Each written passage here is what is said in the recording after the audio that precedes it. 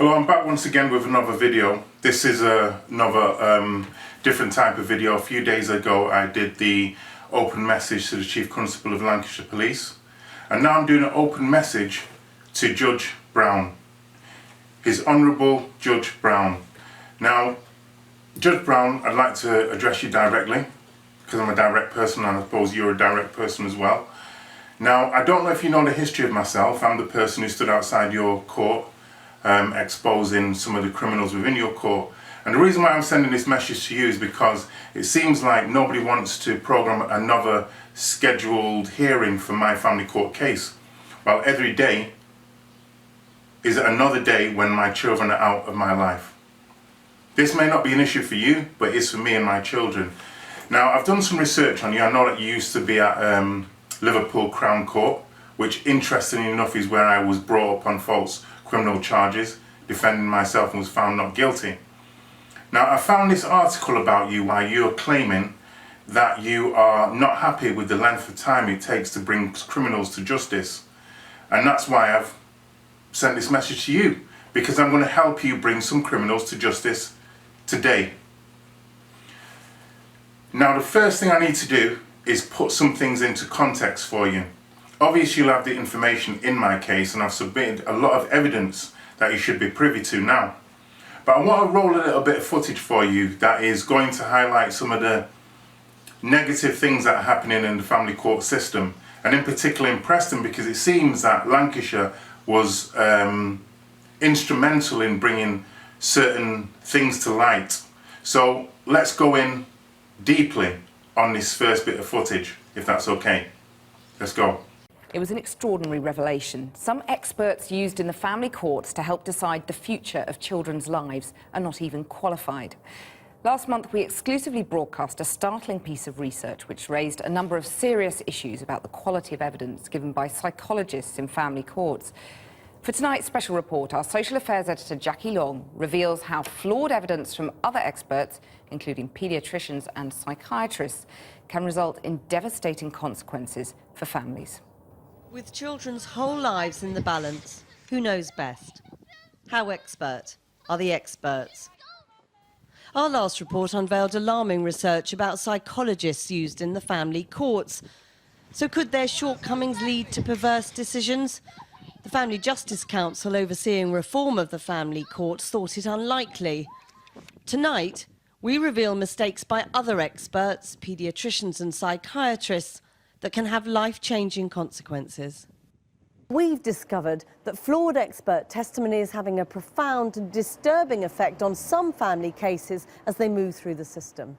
At its most extreme, ending with children being wrongfully removed from their parents.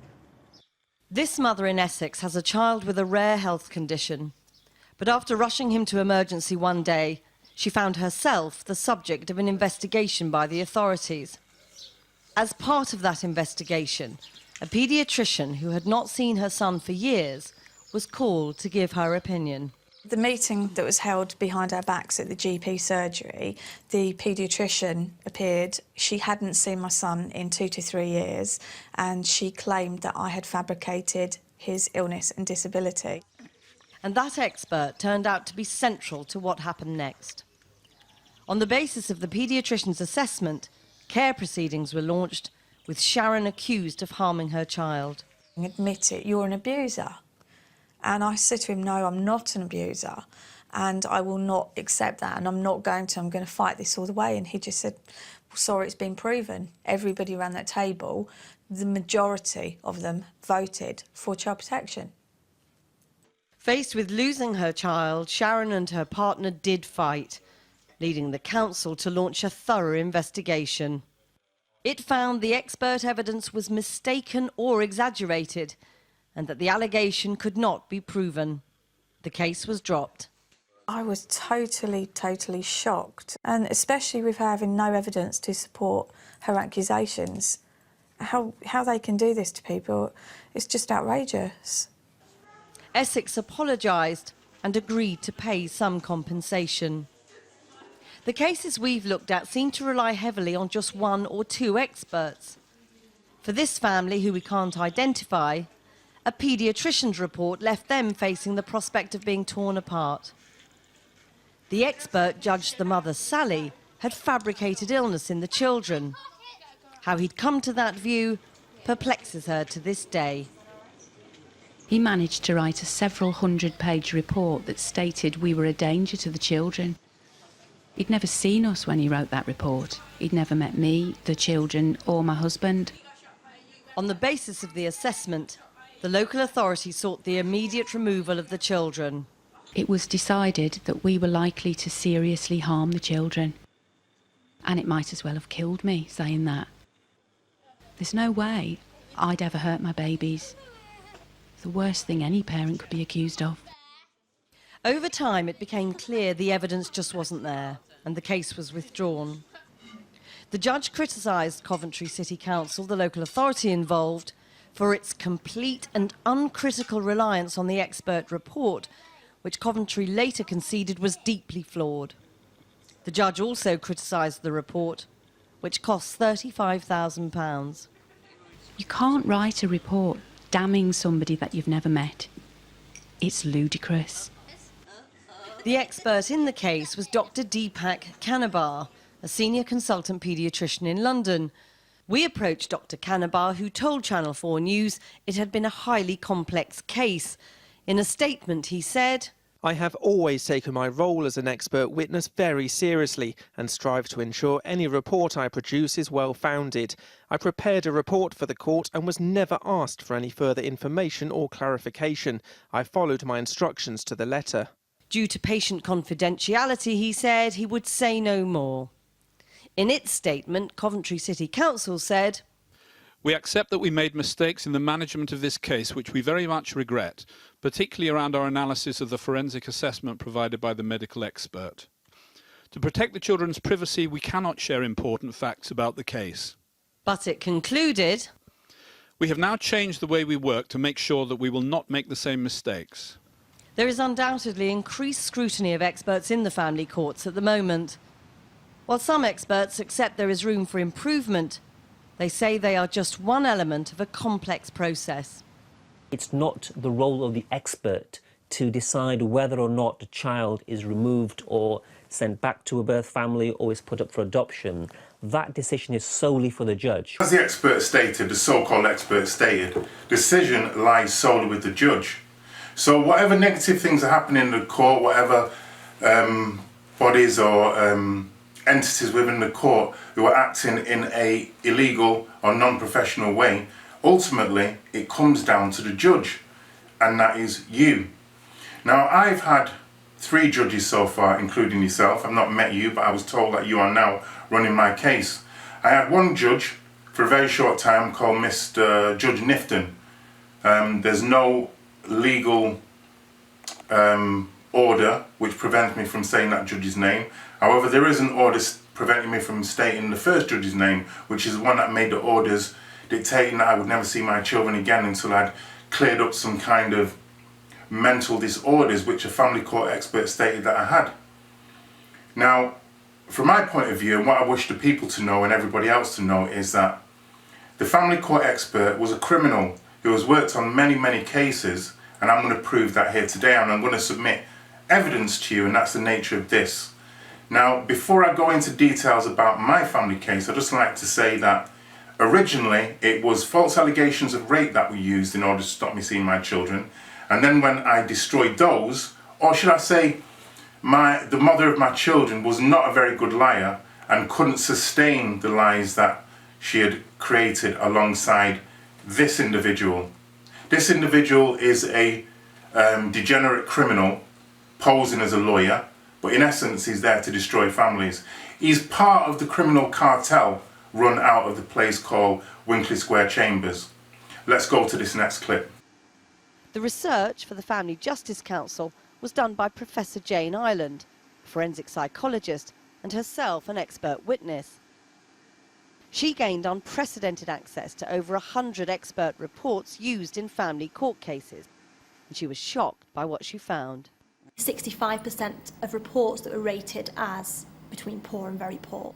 I think we were very concerned and perturbed by some of the reports that we read. not just in terms of qualification, but also the quality of the reports that we read. The research, which focused on psychologists, also found that over 20% of the experts weren't even qualified. A third had no experience of mental health assessments. In 20% of reports, the experts were found to be working beyond their area of knowledge, and 90% were not even in current practice. I think the results from the research are enough to suggest that we do need an urgent review across the range of expert witnesses that the courts are employing. Dr. Jane Ireland is from the University of Central Lancashire, where I was studying, and it is a mainstay of the Preston area and Lancashire area. It has become quite a prestigious university, and the city has built itself on the back of this university. However, what a lot of people don't seem to know is that the professor in question here, who I spoke to, was actually dragged through the courts in order to discredit her because she had sent shockwaves through the industry.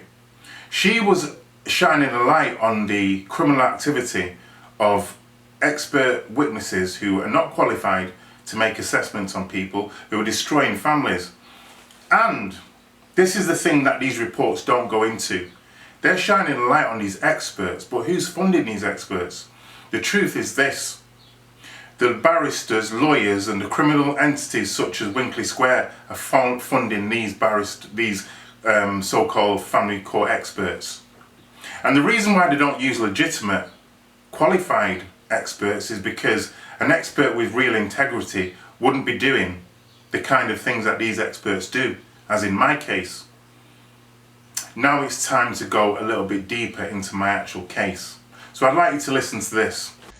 In any of the tests that you've relied on, can you give the court the error rate of any of these tests that you've produced? Not from memory, as I stated, I just simply don't have that information with me to hand, and I'm unable to retain that in my brain. But you do believe that it's good practice to know the error rate for the tests that you're using on clients? Yes, yeah. And that's not to say I don't know. And you don't know any of them? I can't retain it and relay that to the court. Had Mr. Dowie felt very strongly about this issue, it would have been helpful for him to maybe have included it in his extensive questions that he posed to me, and I would have gladly have had the opportunity then to go through all the different manuals and produce that information for him as part of the questions. Yes. As a psychologist, knowing that there is an error rate in all of the tests you used, do you think you are doing your clients justice by not knowing the error rate? Yes, well, what she tells me is that she does. That she does know them? Yes. Yes. But she can't retain them for the purposes of all hearing, because of everything else she has to do. Also, you know them in what sense? But there was an important facet of the answers was that these were validated tests. Yes. They were validated She tests. didn't prepare the tests, did she? Sir, can I just clarify one thing? I know my name, and I can produce my name. When somebody says that they know something but cannot produce that information, then there is matter for me. Okay. I'll decide whether. So you know the error rates. Evidence is. You know the error rates, but you can't say the error rates. No. No, I can't retain. There's extensive research. It's not simple as producing number crunching or producing a number. There's extensive research that goes in takes place to validate these tools that are widely used and recognised. Thank you. What you're hearing there, Judge Brown, is myself cross-examining the psychologist in my family court hearing after she had diagnosed me wrongly with 2 personality disorders. Narcissistic personality disorder and also paranoid personality disorder. Now what I'm saying to the psychologist is, does she know the error rates in the test? Because only when you know the error rates of a psychological test can you determine whether the test is actually credible or not. Now, when I say that there's criminals around you, if you hear the original judge, what he's actually doing is fabricating evidence on behalf of the psychologist. He states, and you can put this back if you like and listen to it again, he states that the psychologist does know the error rates, even though she cannot produce it.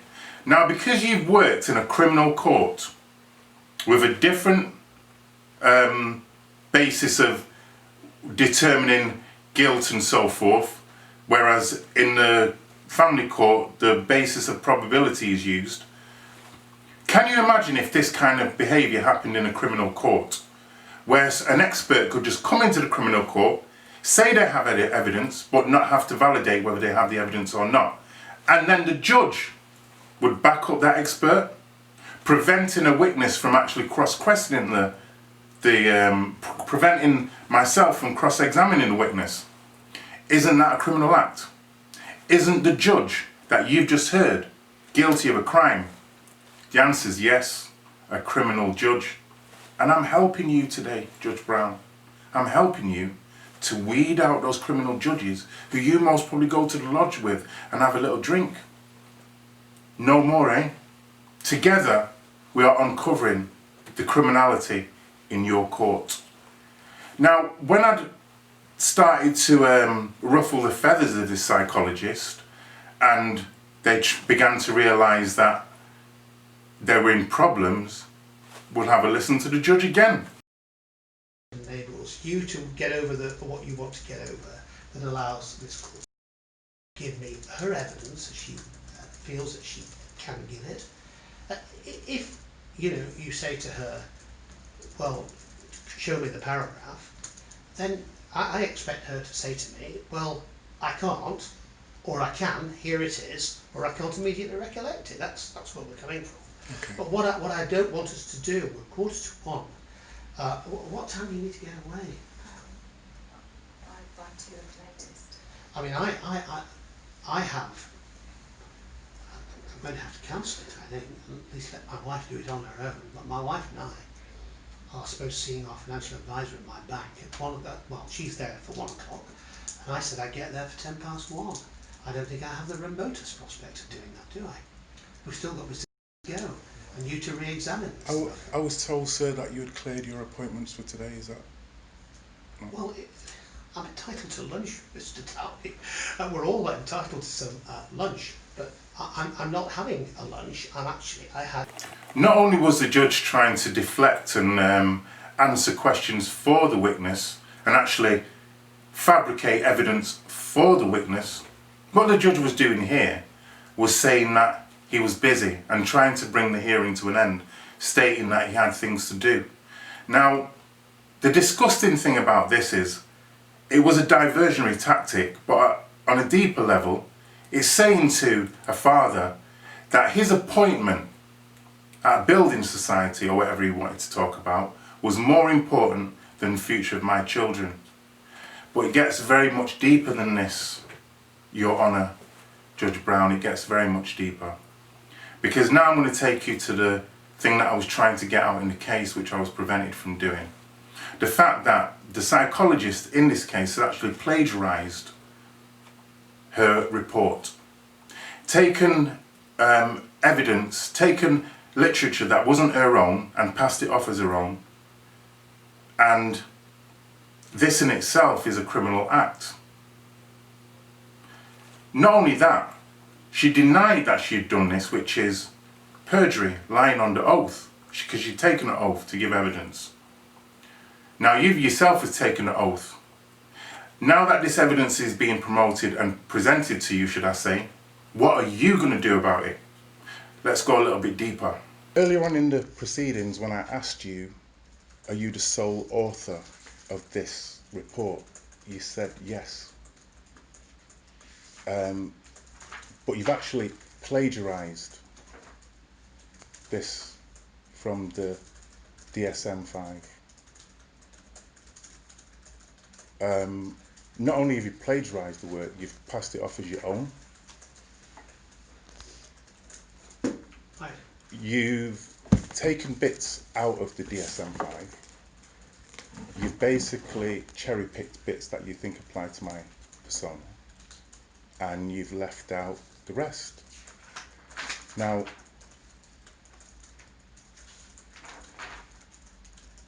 in the BPS guidelines for experts, in section 2, paragraph 10, it says, In citing references in any report, psychologists are expected to ensure that they source and reference are correctly reported and should be familiar with those sources. It is not acceptable professional practice to rely on second-hand or cited in research evidence. Psychologists should be prepared to provide full details of any cited references at short notice. So can you tell the court what other work, if there's any, that you've plagiarised to do this? Well, no. The question is... There's about 7 questions. Yeah. Okay. First of all, have you plagiarised yourself? No, I haven't.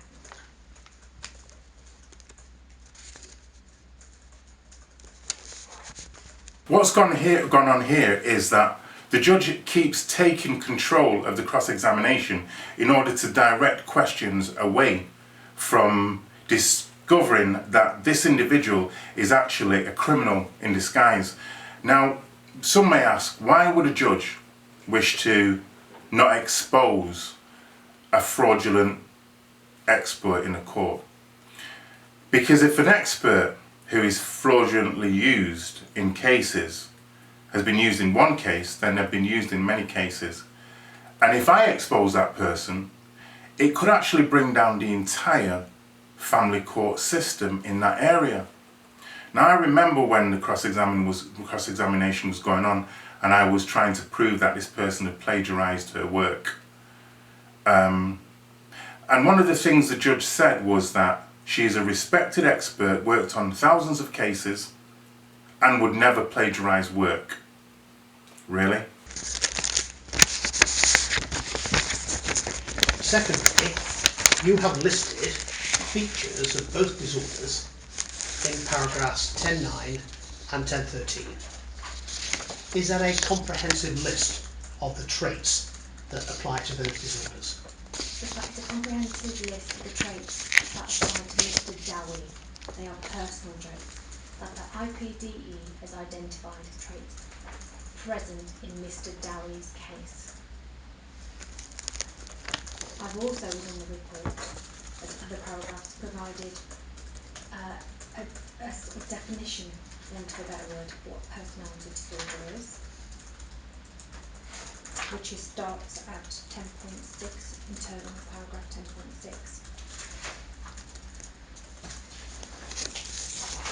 And then I've also talked within my report about narcissistic personality disorder and both paranoid personality disorder in a general sense of what the disorders are. But I have ensured that the traits relevant to Mr. Dowie have been highlighted clearly. Is it your view that in so doing you have breached good practice? This is what you're concerned about, isn't it, Mr. Dowie? Yeah. Sir, it's not only a matter of breaching good practice. The DSM really gives a really clear outline of these disorders, and I believe that by taking information from the DSM and not citing them as the DSM, as the BPS guidelines dictate that must be done, what Mr. is actually done as knowingly not only violated the morals and codes of any person in her position, but she's given a skewed perception of me. Now, when Mr. Alvin... Don't go any further. Do you accept that you have, first of all, breached good practice? Plagiarised. And that, she's already answered that, and that what you have done goes against the guidelines as to what you should include in your report, according to your governing body? No, I don't accept that I have done that. But if I could, Your Honour, take your attention to internal paragraph 10.6 of my report, D55.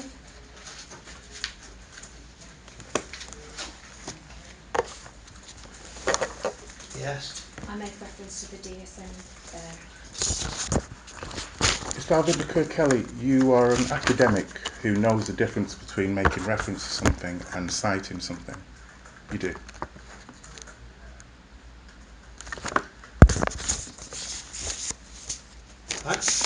Is that correct? Do you know the difference between citing Yes, and... I do. So you make reference to the manual in question, but when you take word for word from a copyrighted source, do you know what that is called without citing it or referencing that you've taken? I don't understand the question. I don't understand the question, Mr. Dowie. Do you understand that when you take material word for word from a copyrighted source, it is called intellectual property infringement and copyright violation? Do you know this? Mr. Dowie, are you, every day of my working life, I give judgments. Good. I quote from case law. You quote and you reference it. Cases not done by me. Are you seriously suggesting that any professional who includes within their reports or judgments extracts from other documents is in some way or another infringing intellectual property rights? When it's not cited, yes sir, I am. And when it gives an unclear view of the, when it gives an unclear view and a skewed view of the... Right, well that is a valid question. Yeah. Do you consider that your report provides a skewed view of Mr. Dowie, given his allegation that you have omitted references to the source of your findings? No, I do not believe that my report provides a skewed view of Mr. Dowie. In contrast, I believe my report provides a very accurate assessment of Mr. Dowie's personality disorders and psychological function. Thank you. In the parts that you've plagiarised from the DSM, I've got the DSM here, and it talks about an enduring pattern of experience and behaviour that deviates markedly from the experience of the individual. What actual permission were you given to use this from the DSM? I wish there's only so many ways in which we can formulate particular definitions. It's also, it would appear that Mr. Dowie is not aware that if, of this issue, that the definition and some of the description provided in the DSM is also cited in a number of different assessment tools, not just exclusively the DSM. And I should remain as my firm view that I have not plagiarised anything. The DSM is an extensive manual. You've not plagiarised, well you've taken... Sorry, it's an interruption. Sorry. I would call the judge here is a clever devil. Now I'm sorry if I'm calling your colleague a devil, but what this man is actually doing is trying to use case law, saying that he uses case law every day of his working life. And by quoting case law, am I actually saying that he's plagiarising work? No. Because when you quote case law, you're not actually passing off the work as your own, I don't believe. You're quoting what happened in a case and the rulings what took place in that case.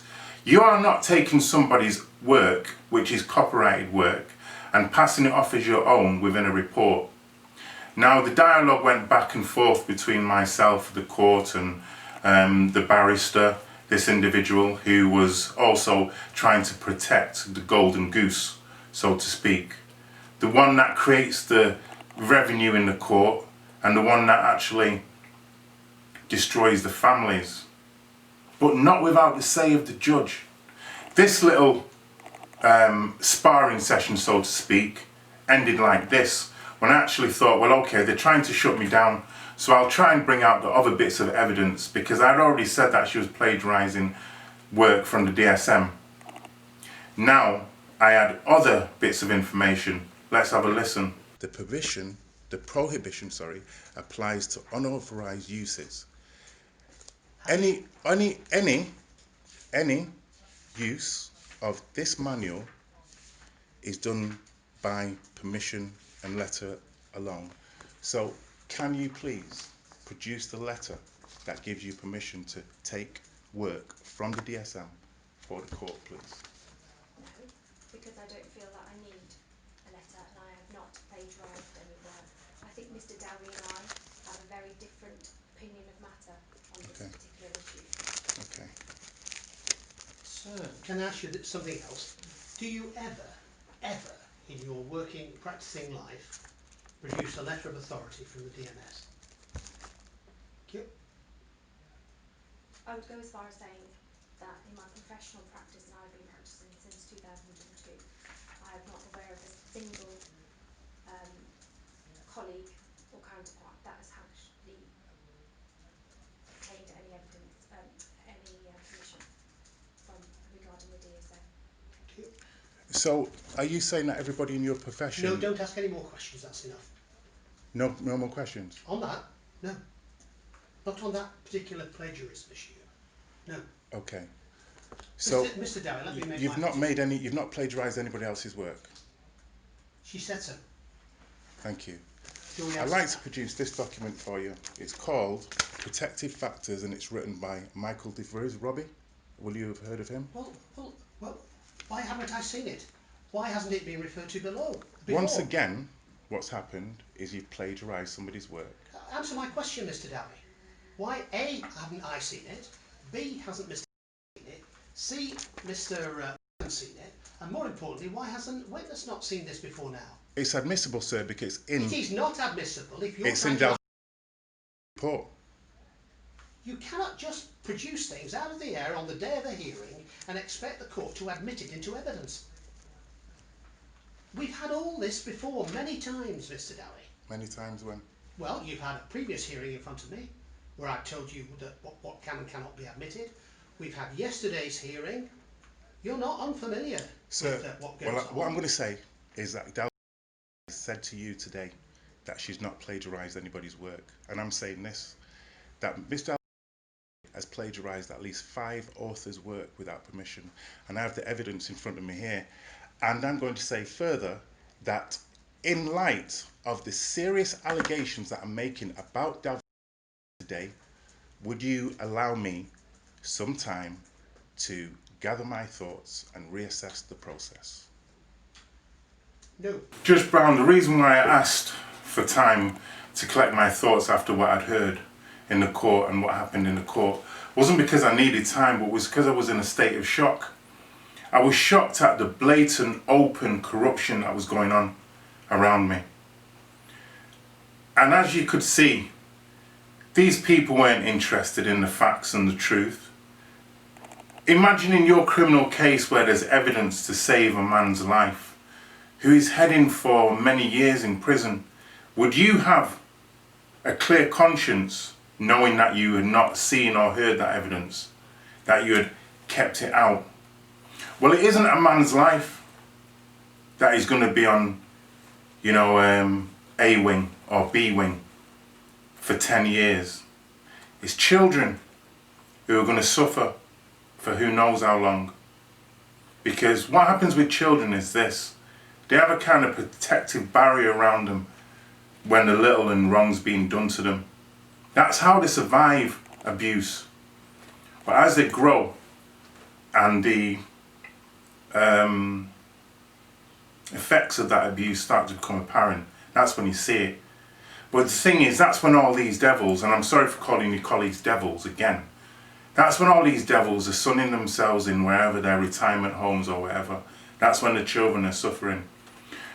But it gets deeper, because these family court experts don't come into the court on their own, and that's where we come to the Kafkas person. Now, to explain what happened, when I was told that I had these personality disorders, what I did was, after being broken, I decided to go and see someone, go and get therapy. I thought to myself, I don't think I've got the problems, but if I do, I'll get it treated, and if I don't, this person will tell me that I don't. So I went to see a doctor, went for a good few sessions, 100 times, £100 per hour per session. And after the fourth session, this person was saying that I didn't have these issues. Now, I tried to get this evidence by the 9th session into the courts. And guess who prevented the evidence coming into the court?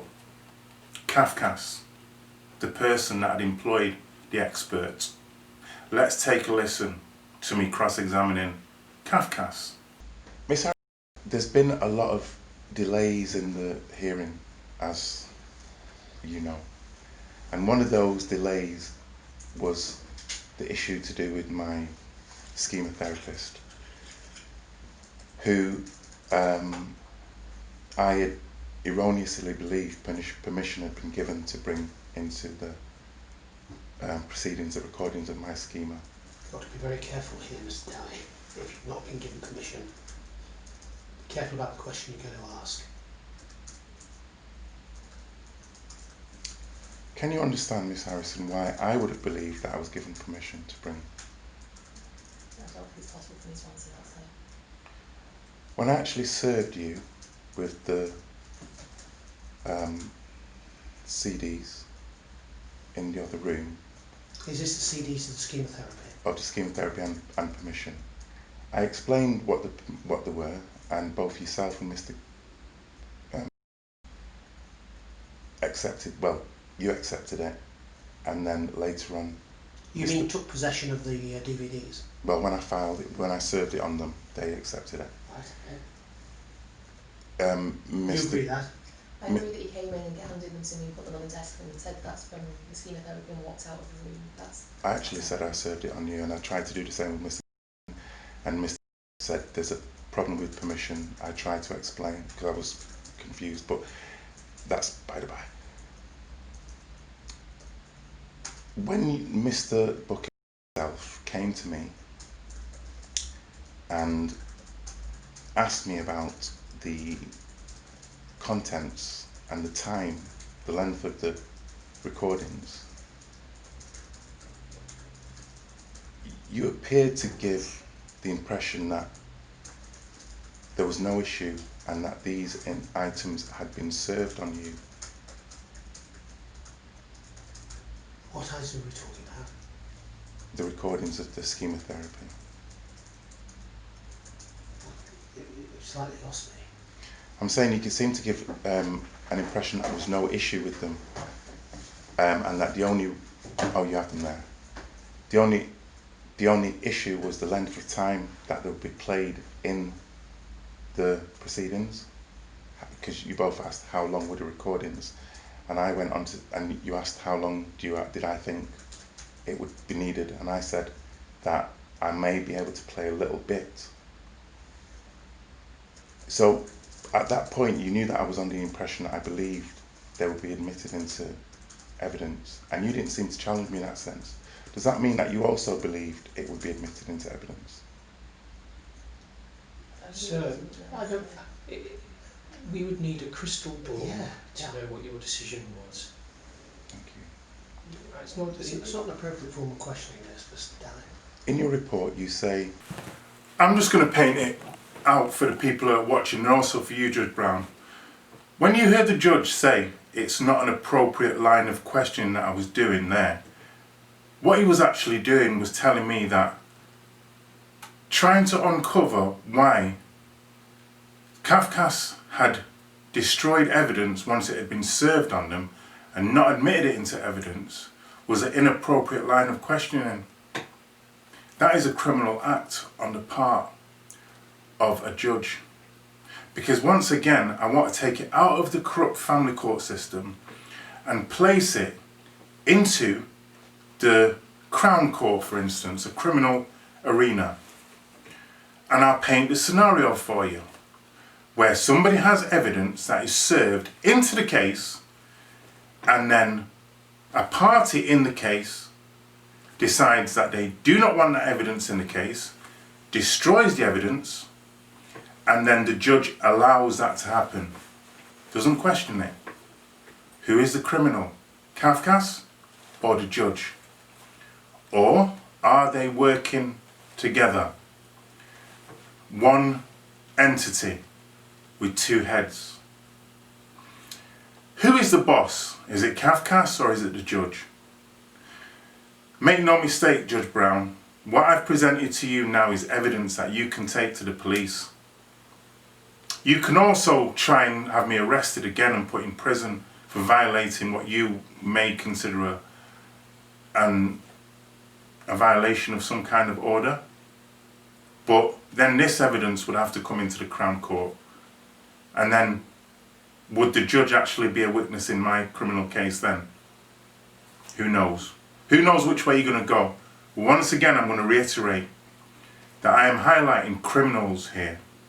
A criminal judge and a criminal Kafkas person who needs to be removed from the case. Because there's an application now, as I've stated, there's an application to have this person removed. And I know it will open up a can of worms if we remove this person from the case. Because every case that this person, this Kafkas person, has worked on has to be looked into. Could be 10, 15 years worth of cases that she's corrupted. Hundreds, thousands maybe of children that she's damaged. And has she damaged them? Well, let's listen to what she says when I ask her, has she damaged my children? Let's hear it. Let's see if she's in denial, or let's see if she knows exactly what she's doing. Let's have a quick listen. In your report, you've spoken about the damage that has been done as a result of children not having a father in their life. Can you explain to the court, firstly, in emotional terms, what has been the damage done to the children as a result of not having a father in their lives? I think, we all accept that it's ideal for a child to have both parents in their life. That is what any of us would want for children. To be able to say specific harm, that is very difficult because a lot of that can only be assessed over time as the children grow up, and they'll be self-reported by the children at some point. But a loss is a harm, that's recognised, and I recognise that. There we have it, Judge Brown, the final curtain. The Kafkas employee knows exactly what she was doing, under no illusion about the damage that she's caused. And when I say she's caused it, yes, because at the time when I was asking her these questions, I didn't know how deep the rabbit hole goes, so to speak. I didn't know that this Kafkas person was actually the controller in the courtroom, not the judge.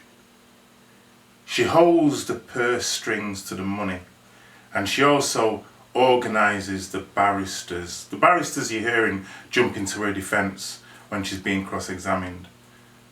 And the judge jump into her fence when you hear her being cross-examined about evidence in a case that could decide the future of children. Are you ashamed, Judge Brown, that you even know these people? Are you ashamed that you've worked alongside these criminals? Well, luckily, together, you and me, we can bring these criminals to justice. You can take this video and use your influence to get these police officers who are usually just driving around in their cars, not doing much, yeah, bullying this and bullying that. Why don't we together bring these criminals to justice? Let's clean out the family court system in Preston, and let's bring my children back into my life. It's up to you. It's up to you. But things are going to change whether you like it or not, because I'm not here to play. I nearly set your prison off when you put me in there last time, and I want to do a video on that. Why? Because I was speaking about people's human rights, and it almost set your prison off to ship me out. I want my children back, and your criminal system have prevented that for 6 years. I've had enough. Let's change things. Thank you for your time.